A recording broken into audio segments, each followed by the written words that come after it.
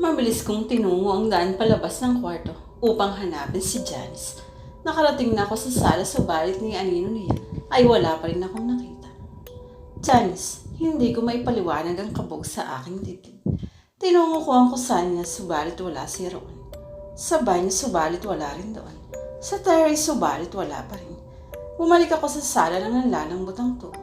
Where the hell is she? Sa puntong iyon ay hindi ko napigilang mapaiyak. Why? Why is this happening? Something weird is happening. Janice, napahugulhol na ako. Nasaan ang anak ko? Makalipas ang ilang minuto, marahang bumukas ang pinto ng kwarto. Dahan-dahan ko namang inangat ang aking ulo. Mula sa loob ay lumabas doon si Janice. Ma'am, bakit ka umiiyak? Pupungay-pungay pa siya na halatang kagigising lang. Napatigalgal ako. How? I didn't see her inside the room when I woke up. Lalo akong napahagulhol. Lumapit siya sa akin at niyakap niya ako. Ma'am, ano pong nangyayari? Nanginginig ang boses niya. Kinantihan ko ng yakap na ibinigay niya sa akin. I'm sorry, anak. I'm sorry. Ma'am, napaiyak na rin siya. Katulad ng nararamdaman ko noong mga nakaraang araw, natatakot pa rin ako. Natatakot ako para sa kanya. Natatakot ako mawala siya sa akin. Ngayon ko mas lalong napatunayan kung gaano ko siya kamahal. Pagkatapos ng madramang tagpo namin ni Janice, agad na kaming kumilos upang maghanda para sa pagpasok. Bago mag-alas 7 ay nakaalis na kami sa apartment at bumiyahin na, papunta sa prestihyoso at pamosang universidad na aking pinagtatrabuhuan at siya ring pinapasukan ni Janice. Since estudyante ko naman siya, hindi naging mahirap para sa akin ang mag-adjust sa oras ng paghahanda sa umaga. Kaya hindi ako nahihirapang asikasuhin siya at the same time. Hindi rin naman kasi malayo sa amin ang nasabing paaralan. Isang sakay lamang ng jeep mula sa aming apartment ay mararating na ito. Saktong alas 7 nang magsimula akong magklase. Kumpleto na ang aking mga estudyante, maliban sa isa, si Mira. Hindi nga ako nagkamali nang iniisip na hindi na naman siya papasok. Alauna lang natapos ang klase ko. Sinabi ko kay Janice na hintayin ako bago magtungo sa kantin. Gusto ko kasi siyang makausap tungkol kay Mira dahil sa pagkakaalam ko, siya lang ang huling nakasama nito. Ayon kasi sa mga Santos, Biyernes pa nang umalis si Mira sa kanilang bahay at hanggang ngayon na hindi pa rin ito umuwi. Na hindi man lang ito nagpaparamdam at hindi rin makontak. Janice, may gusto akong itanong sa iyo. Panimula. Nakatayo siya sa harapan ko habang nakatingin sa akin. Ikaw lang ang huling nakasama ni Mira noong Sabado, remember? Noong ginawa niyo yung group project niya sa science. Tumango siya at ngumiti. Yumi, naniniwala ka na sa akin? Hinawakan ko siya sa balikat. I believe in you. Tinignan ko siya sa kanya mga mata. Pero mangako ka sa akin, Janice. Promise that you're going to tell me the truth. Mariin kong pagsusumamo sa kanya. Itinaas pa niya ang kanyang kanang kamay na para bang nanunumpa. I swear, ma'am. I swear to God. Si Mira po ang nakasama ko noong Sabado sa paggawa ng group project namin. Napapikit ako. Paano nangyari yun? Paano nangyaring sinabi ni Clarice na hindi para umuwi si Mira since Friday hanggang ngayon, kayong nakasama ito ni Janice noong Sabado? Naguguluhan ako. Okay, Janice, naniniwala ako sa'yo. Yumakap siya sa akin. Pero bumitaw din agad. Janice, wala ka bang napansin sa kanyang kakaiba? Tumingin sa itaas ng kisame si Janice na tila ba nag-iisip. Pagkatapos na humarap siya sa akin. Tahimik po siya noong araw na iyon. Halos walang kibo. Nangunot ang aking noo. Ang duda ko po nagtatampo siya sa daddy niya dahil wala ito ng birthday party niya, di ba po? Napatango na lang ako. Lagi naman kasing walang time ang daddy ni Mira para sa kanya. Mauna ka na sa kantin. Susunod na lang ako doon. May tatapusin lang akong lesson plan ha. Utos ko sa kanya. Tumango lang siya at tumalik sa aking pisngi at saka mabilis na tinungo ang labas ng classroom. Hinayaan kong bukas ang pinto tulad ng palagi kong ginagawa tuwing may tinatapos akong gawain sa loob ng classroom. Nag-focus ako sa aking ginagawang lesson plan, subalit hindi ko pa rin maiwasang isipin ang tungkol sa posibleng kalagayan ni Mira. Bilang pangalawang ina niya, hindi ko maiwasang mag-alala para sa kanya. How could she do this? Hindi ba niya naisip na lubhang nag-aalala ang kanyang mga magulang para sa kanya? How could she abandon her class today? Ganun ba ka-importante ang nilakad niya noong gabing iyon, kaya hanggang ngayon hindi pa rin siya umuwi? Napabuntong hininga nilang ako at nagpatuloy na sa pagsusulat. Kailangan ko itong matapos. Ayaw ko rin namang malipasan ng gutom. Isa pa naghihintay sa akin si Janice sa kantin. I'm about to finish my lesson plan nang biglang may pumasok sa classroom. Hindi ko na ito pinagkablahan pang tingnan dahil bagya ko naman itong kita sa peripheral vision ko. Naka-uniform nito na tulad ng mga estudyante ko. Si Janice yun sa tingin ko. Sabi ko sa kantin mo na ako hintayin. Sabi ko rito nang hindi nakatingin. Naramdaman kong umipo ito sa class desk sa bantang gitna. Anyway, patapos na rin naman ako. Hintayin mo na ako. Ngunit wala pa rin itong ibig. Nantuluyan ko nang matapos ang aking lesson plan. Mabilis akong tumayo at iniligpit ang mga gamit ko. Let's go. Walang paglagyan ng kabang naramdaman ko ng mga oras na yun. Halos mapaatras ako sa aking kinatatayuan. Natutup ko rin ang aking bibig. Subalit sa kabila noon makalipas ang ilang minuto ay nagawa ko pa rin magsalita. Mira, wala pa rin siyang ibig. At tulad ng sabi ko kanina, naka-uniforme nga siya. Mira, why are you late? Tanong ko sa kanya bago ako umayos ng tayo. Wala pa rin siyang ibig. Nakayuko lang siya na hindi ko maaninag ang kanyang mukha dahil natatakpan ng mahaba niyang buhok. Absent ka na, Mira. Tapos na ang klase ko. Nakaramdam ako ng pagkainis sa kanya. Itong mga nakarang araw ay napapansin ko ang pagpapabayaan niya sa pag-aaral. Maya-maya ay marahan akong humakbang palapit sa kanya. Ano ba ang nangyayari sa iyo, ha? Hinahanap ka ni Nana nung Sabado pa. Subalit na natili pa rin siyang walang imik. Nakayuko pa rin siya. Nang makalapit ako sa kanya, doon ko narinig ang kanyang paghikbi. Dahil dito tila na konsensya ako sa aking nasabi. Maaari kasing kaya kasi nagkakaganito ay dahil sa pangungulila niya sa kanyang ama. Umupo ako sa bangkong katapat ng inuupuan niya. Mira, what happened? Hindi pa rin niya ako sinagot at patuloy lamang siya sa paghikbi. Hindi ko nga maaninag ang kanyang mukha dahil natatabingan ito ng kanyang mahabang buhok. Mira, nakaramdam ako ng matinding awa sa kanya. Gusto ko siyang yakapin. Pero tila may kung anong parsang pumipigil sa akin na gawin iyon. Maya-maya nagring ang cellphone ko. Nang ilabas ko ito mula sa aking bulsa, nakita kong kung kanino nanggaling ang tawag. It's Adela. Bumaling ako kay Mira. Mira, sandali lang ha. I have to take this call. Tumayo ako at bagyang naglakad palayo sa kanya. Huwag kang aalis dyan. Mag-uusap pa tayo. I told her. Nagtungo ako sa bintana ng classroom at saka ako tumalikod sa kanya. Hello, I answered the call. Si Lina, sigaw ni Adela mula sa kabanglang niya. Hey Adela, may problema ba? Nag-aalala kong tanong sa kanya. Si Lina, sumit uli niya sa namamaos na tinig. Bakit nga? Bilisan mo, busy ako. Ano ba yun? Si Mira, hindi ko man siya nakikita. Alam kong umiiyak siya base sa kanyang boses. Oh, what about her? Actually, she's dead. Pakiramdam ko ito ilang minto ang pag-inom ng mundo ko dahil sa aking narinig. What? Baka naman nabingi lang ako. Patay na si Mira, Mrs. Ocampo.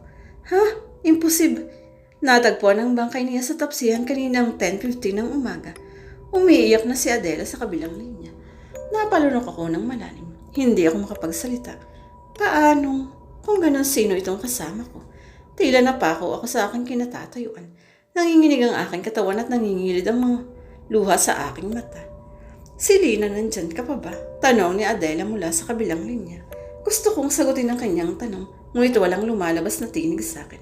Hindi ko na rin namalayang naibagsak ko na pala ang cellphone ko. Gusto kong lumingon. Gusto kong lingunin si Mira, subalit hindi ko magawa. Hanggang ngayon ay naririnig ko pa rin ang hikbi niya, dahilan kung bakit mas lalo akong nanghilakbot. Lilingon ba ako o hindi? Kung hindi siya si Mira, sino itong nasa likuran ko? Sino ka? Akma ko na siyang lilingunin nang biglang may humawak sa aking balikat. Napaigtad ako at napalitili sa gulat. Agad kong nilingon kung sino ang humawak sa akin. Isang batang pulubi. Palimos mo. May pagmamakaawa sa tinig nito. Namilog ang mga mata ko. Agad kong nilingap ang paligid. Bigla ko na lang nakita ang aking sarili habang nakaupo sa isang fast food at kaharap si Adela. Totoo ba ito? Bakit pang nangyari na ito? Hindi ako pwedeng magkamali. Nangyari na nga ito kahapon sa fast food chain na kinainan namin matapos namin magsimba. Okay ka lang? Tanong sa akin ni Adela habang natitig siya sa akin. Hindi ako nakapagsalita. Maya-maya may lumitaw na service crew at batang pulubi at hinila ito palabas. Bawal ka dito. Doon ka sa labas mamalimos. Okay ka lang? Tanong muli ni Adela. Bakit parang takot na takot ka? Tinignan ko siya habang habol ko ng aking paghinga. Anong nangyari? Bakit parang hindi ko maapuhap ang aking sasabihin? Napakamot si Adele sa kanyang ulo. Subalit ang ibaba niya ang kanyang kamay. Natabig niya ang basong puno ng ice tea na nasa harapan ko. Shit talaga. Hindi ako pwedeng magkamali. Nangyari na nga ang pangyayaring ito. Sabay kaming napatayo ng tuluyan itong matapon. Sorry, natapunan ka ba? May pag-alala sa kanyang tinig. Hindi ako nakaimik. Bigig ang aking lalamunan at nangangatog ang aking mga labi. Hoy, ano na? Untag niya. Hindi na ako nakatiis kaya naman lumapit na ako sa kanya. Adela, nangyari na ito. Ha? Patuloy lang siya sa pagpupunas sa kanyang damit na natapunan ng iced tea. Hindi kita maintindihan. Adela, makinig ka. Mas lalo pa akong lumapit sa kanya. Para na akong baliw. Nangangatog ang aking buong katawan. Nangyari na ang lahat ng ito. Naluluha akong usal. Ilang sandali pa hinila ako ni Adela at pinaupo. Okay ka lang ba talaga? Kanina ka pa balisa eh. Nang makaupo na ako, umupo rin siya para sa akin. Ano bang nangyayari? Nanginginig ka. Palingalinga ako sa paligid na tila ba'y may kinatatakutan.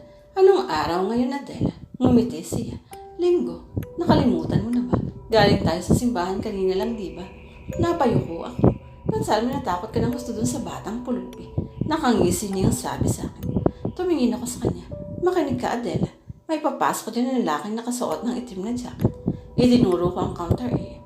Hinali mo naman ako ni Adela. Okay, natatawa niyang sabi.